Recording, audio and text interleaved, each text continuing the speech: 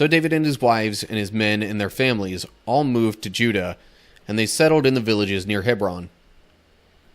Then the men of Judah came to David and anointed him king over the people of Judah. But Abner, son of Ner, the commander of Saul's army, had already gone to Mahanaim with Saul's son Ishbosheth. There he proclaimed Ishbosheth king over Gilead, Jezreel, Ephraim, Benjamin, the land of the Asherites, and all the rest of Israel. So yeah, we've got this awkward situation of two different kings in different parts of Israel. What's up, cool people? My name's Matt. Welcome back to our Bible study. Okay, so we're looking at 2 Samuel chapter 2 now.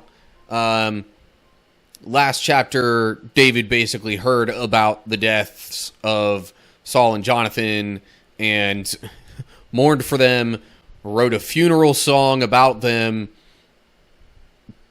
and it was all good things that David was saying, despite Saul's attempts on David's life previously. But, David had never really wanted Saul dead. Just like any good Christian, even if they really dislike somebody or seriously disagree with them or anything like that, shouldn't want someone dead. Oh, come on. What is this doing? Hopefully that's not going to cause any issues. Anyway, so yeah, David hears that Saul's dead, and then we get to this in 2 Samuel chapter 2. After this, David asked the Lord, "Should I move back to one of the towns of Judah?" "Yes," the Lord replied. Then David asked, "Which town should I go to?" "To Hebron," the Lord answered. David's two wives were Ahinoam from Jezreel and Abigail, the widow of Nabal from Carmel. So David and his wives and his men and their families all moved to Judah, and they settled in the villages near Hebron. Then the men of Judah came to David and anointed him king over the people of Judah. When David heard that the men of Jabesh-Gilead had buried Saul, he sent them this message: "May the Lord bless you for being so loyal to your master Saul and giving him a decent burial. May the Lord be loyal to you in return and reward you with his unfailing love. And I too will reward you for what you have done. Now that Saul is dead, I ask you to be my strong and loyal subjects, like the people of Judah, who have anointed me as their new king." Okay, so David now moves back to Judah. He was from there initially. Well, originally he was, I think, from Benjamin, or yeah, I think it was originally of the tribe of Benjamin. But anyway, wherever he was originally from, Judah was definitely where he had made his home prior to fleeing from Saul. So,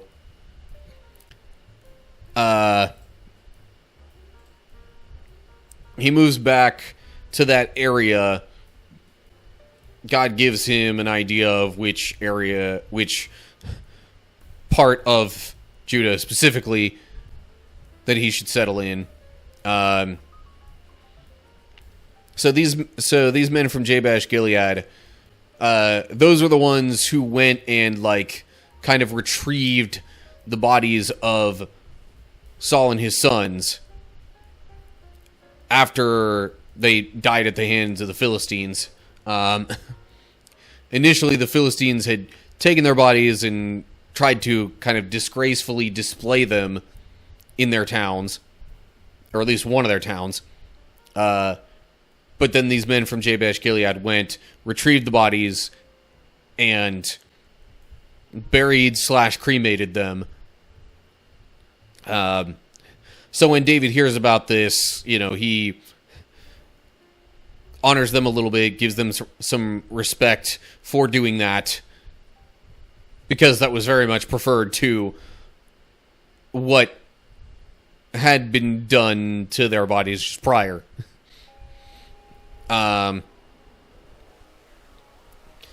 So, as a sign of trust, loyalty, respect, honor, all that kind of stuff, David asks if they would, join him, and it's not, I don't think it's said exactly in what capacity, but it's implied that they would be like guards of his, or like some special force. But anyway, so David's in charge now. He has even been kind of re-anointed, because he was initially anointed as the next king by Samuel years and years before this.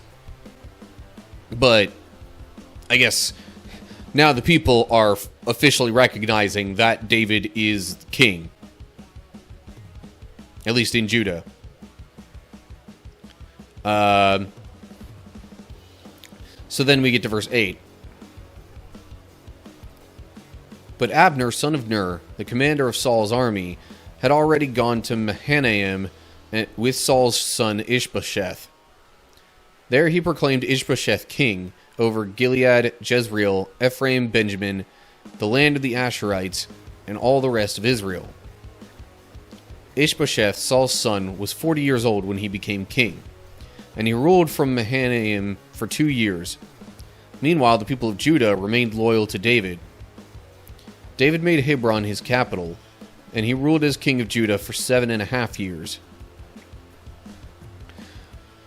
Okay, so Saul's right-hand man basically makes a push for Saul's son to be named king, because that's normally how kingly succession went. Those places in the world that still currently have monarchies, it's generally, through the bloodline, unless there's some sort of, coup or other usurping that happens. So, I guess the 3 sons of Saul that died in battle were not Saul's only sons. Thus, we have this situation with another son of Saul's, Ishbosheth.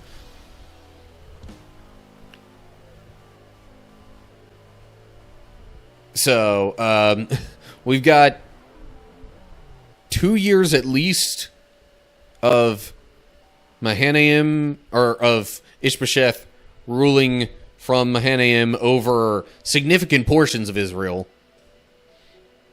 What's the footnote there at Ishbosheth?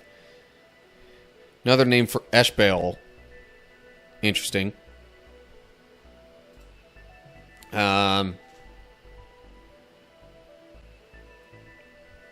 Probably some sort of Hebrew meaning behind that, but not sure what it is offhand. Not particularly studied in Hebrew, personally. So yeah, we've got this awkward situation of 2 different kings in different parts of Israel. Then we get down to verse 12 here.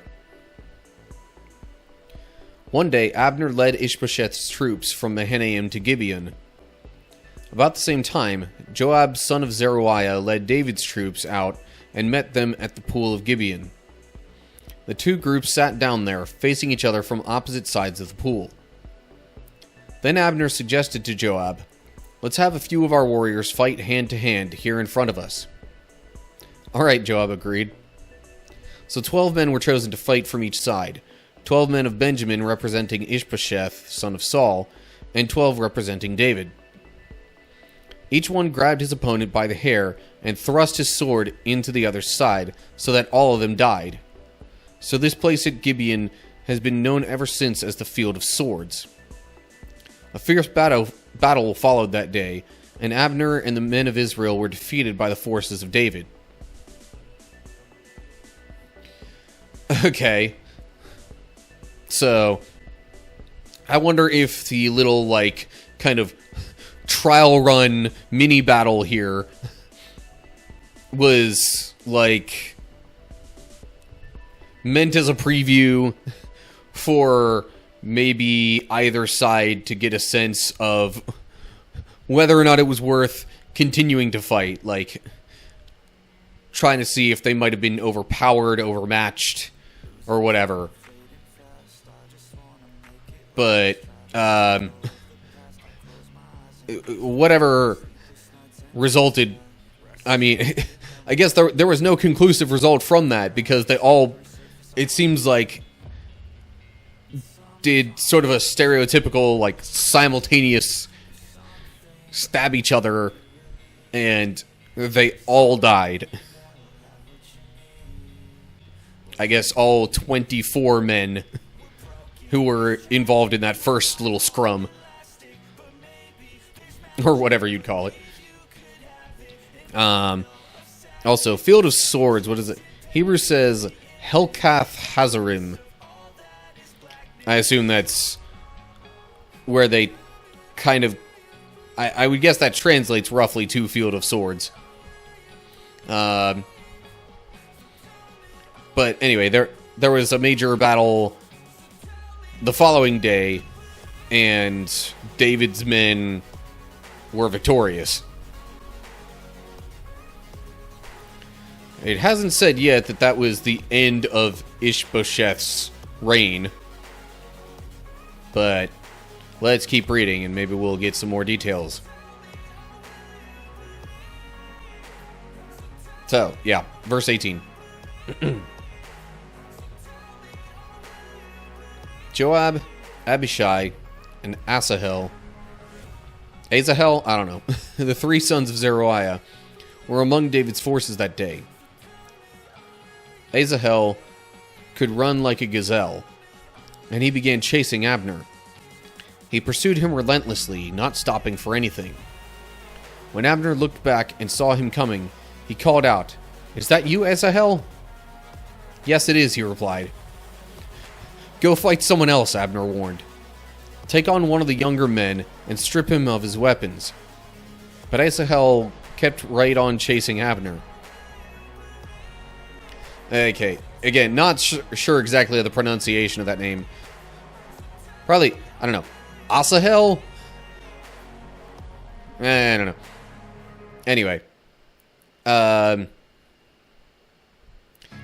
So this one guy was really fast, decided to go off chasing after Abner, probably with the idea that, you know, Abner's the commander.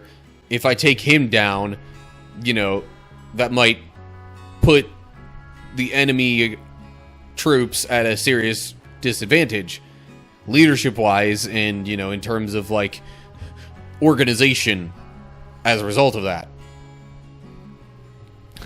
But Abner is telling him not to chase after him, to go after someone else. Whether that's a warning of you don't know what you're getting into, or just, you know, go away, I don't want to fight you, sort of thing. I don't know. But, anyway. Verse 22. Again, Abner shouted to him, "Get away from here. I don't want to kill you. How could I ever face your brother Joab again?" But Asahel refused to turn back. So Abner thrust the butt end of his spear through Asahel's stomach, and the spear came out through his back. He stumbled to the ground and died there, and everyone who came by that spot stopped and stood still when they saw Asahel lying there. So, now we get confirmation of why Abner was trying to warn this guy. I guess, either he has some sort of respect for Joab, or there's some other sort of connection going on there, maybe. But, in any case, it's because Abner didn't want to fight and kill Asahel that he gives this warning. But Asahel continues to pursue, so Abner just So it says he thrusts the butt end of his spear. The butt end implies that it's not the pointy end. It's the other end. And yet, it still came out through his back. In any case, this resulted in Asahel's death. And I guess anyone who came by just like kind of stood there and had a respectful moment of silence or something like that.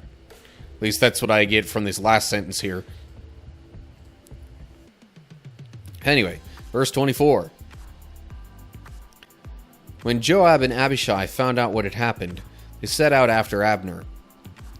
The sun was just going down as they arrived at the hill of Ammah near Giah, along the road to the wilderness of Gibeon. Abner's troops from the tribe of Benjamin regrouped there at the top of the hill to take a stand. Abner shouted down to Joab, "Must we always be killing each other? Don't you realize that bitterness is the only result?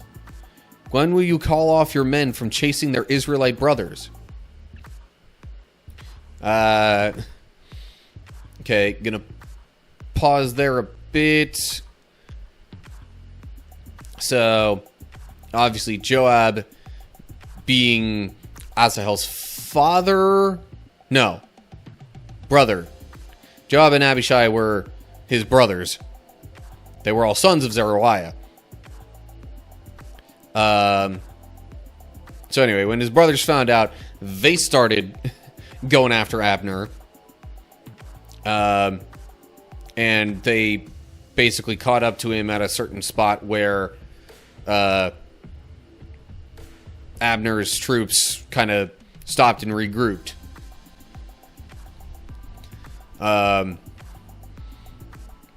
Abner's asking him to call off the attack. But then we get to verse 27. Then Joab said, "God only knows what would have happened if you hadn't spoken, for we would have chased you all night if necessary." So Joab blew the ram's horn, and his men stopped chasing the troops of Israel. All that night, Abner and his men retreated through the Jordan Valley. They crossed the Jordan River, traveling all through the morning, and didn't stop until they arrived at Mahanaim. Meanwhile, Joab and his men also returned home. When Joab counted his casualties, he discovered that only 19 men were missing in addition to Asahel. But 360 of Abner's men had been killed, all from the tribe of Benjamin. Joab and his men took Asahel's body to Bethlehem and buried him there in his father's tomb. Then they traveled all night and reached Hebron at daybreak. So, it's not even actually stated outright whether this was a planned out battle ahead of time. It just mentions, so, if we go back up here, it mentions Abner's troops setting out to Gibeon, and at the same time, Joab's troops, now it says he led David's troops out and met them at the pool of Gibeon. So that kind of implies that, yes, there was intention of, like, at least cutting them off and not letting them move any further toward Judah, perhaps? Or toward Hebron or wherever. But anyway, after all this has shaken down, I guess Joab was satisfied that Abner's men were successfully, pushed back. And that they were no longer going to, try to infiltrate their territory any further. Or whatever the case might have been. So after recognizing this, they both just kind of part ways then, back to their respective headquarters.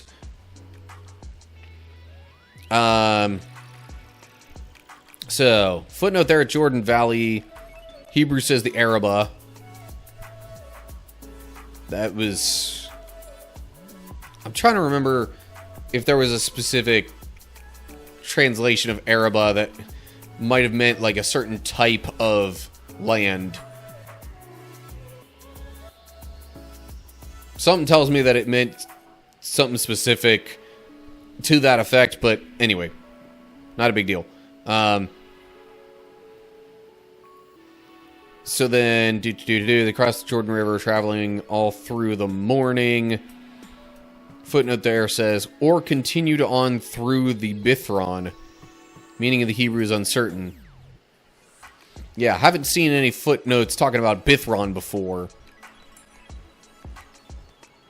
But I would assume it's another name for an area that was similar to this whole Arabah thing. It's just less known nowadays what exactly that meant, and or what specific area that might have been referring to. I don't know. Anyway, so they part ways, and then Joab and his men end up counting the casualties from this battle. There were only 19 casualties on Joab / David's side, but there were 360 from Abner's side. So, needless to say, Abner's forces definitely suffered the greater loss there. But anyway, I suppose that's all we've got for 2 Samuel chapter 2. Just lots of fighting because there's disagreement over who should really be in charge of Israel. So I don't know if Abner knew that David had been anointed as the next king, whether previously or just in this moment, in this chapter that we just read, but if he did, that means he was like kind of being defiant against David here. If he didn't know, then maybe his actions are a little more excusable, getting Saul's one son instated as king instead. But we're not sure about that. What I will say, though, is that was an odd little exchange between the two armies. And also not surprising, though, that David's kind of came out on top. But anyway, nothing really much else happened. So, yeah. As always, like and share if you enjoyed the video. Subscribe to the channel and click the bell if you're on YouTube to get updates when I post new videos. If you're seeing this anywhere else, give me a follow or whatever you got to do for that platform. Look down in the description to keep up with other social media pages and find links to follow those. And leave comments down below all that with any thoughts you have. So that's going to do it for now. Hope you're all doing well. Hopefully I'll see you soon for another video. Whatever the case is, till next time, stay cool, people.